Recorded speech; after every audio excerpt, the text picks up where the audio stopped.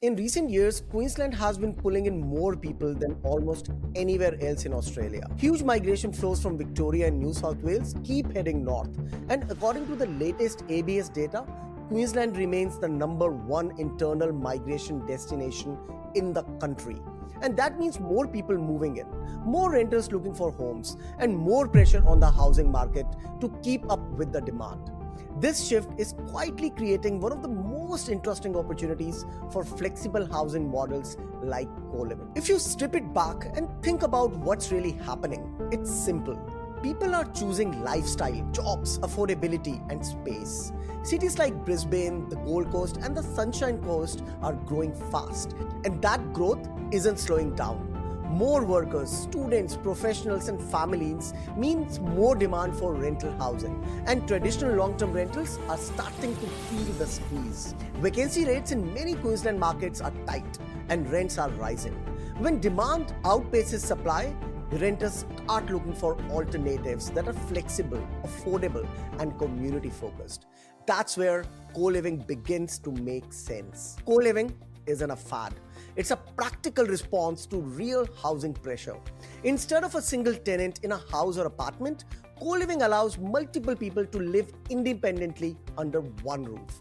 Everyone has their own private space, and shared areas like kitchens and lounges are designed to be usable. For renters, it means lower weekly costs and more flexibility.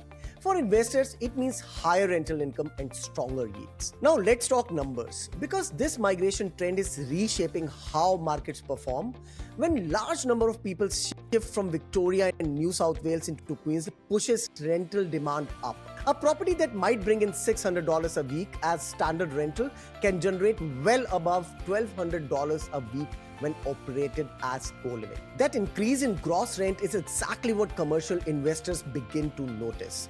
Queensland's popularity also means that tenants are willing to commit to co-living arrangements that offer convenience and community. That's especially true for people moving from interstate without family nearby, or workers who want to live close to the city centers without paying top-end rents. Co-living isn't just about cheaper housing. It's about a lifestyle that fits the realities of today's workforce.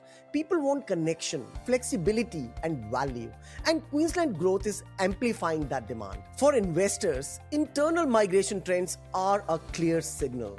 When ABS data shows Queensland pulling more residents from Victoria and New South Wales year after year, that isn't just a statistic. It's a story about where demand is building. Traditional housing stock struggles to keep up and vacancy rates tighten. Co-living steps into that gap. It gives investors a way to respond to rising demand while still maintaining strong fundamentals, higher yields, diversified income streams, and reduced vacancy risk compared with long-term single tenancies. This demand isn't temporary either. Many of the people moving to Queensland are doing so for work opportunities, lifestyle changes, or affordability reasons that are long-term.